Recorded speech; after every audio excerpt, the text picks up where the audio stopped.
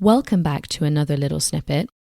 Just before we dive in, I really hope you've been enjoying the Little Snippets over the last few weeks, and I will be back next week on the 15th of January for the first full-length Confident Business English episode in 2025. Really looking forward to seeing you there. In this little snippet, what I'd really like to do is focus on a big pain point that I know you have, which is essentially how you speak, how you sound, how you come across when you're in front of your colleagues in meetings speaking English. I'd like to focus on a very easy, quick technique that you can use to improve your speaking. And it's not actually about speaking at all. In fact, it's about the complete opposite, staying silent. There was an interview with a guy I follow on Instagram called Alex Hormozi. I don't know if you've heard of him. He runs a business empire in the US, and I really like his sort of snippets and advice about business. I think he's got a really interesting perspective. I listened to an episode with him where he was having an interview. The interviewer asked him a question, and before he answered the question, he was silent for about 5 seconds. And at first I was like, oh, I must have paused the episode. But what he was doing was just pausing, thinking, and then answering. And at the beginning, it kind of threw me off because I thought, okay, why is he not just answering the question?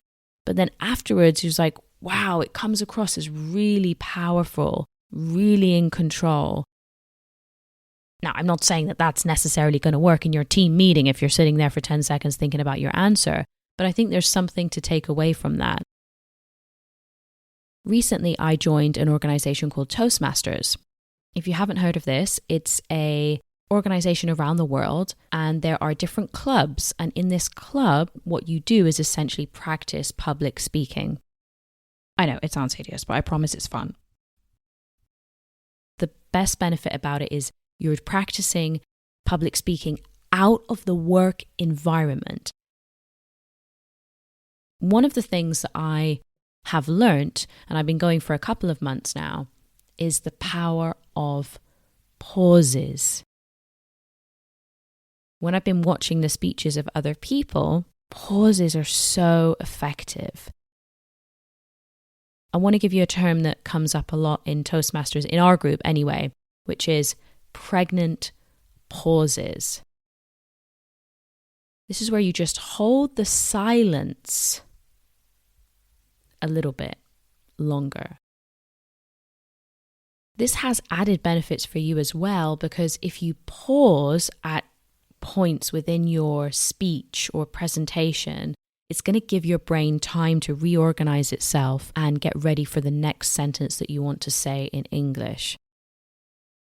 And what I really encourage you to think about is how can you implement pregnant pauses in your speech to good effect.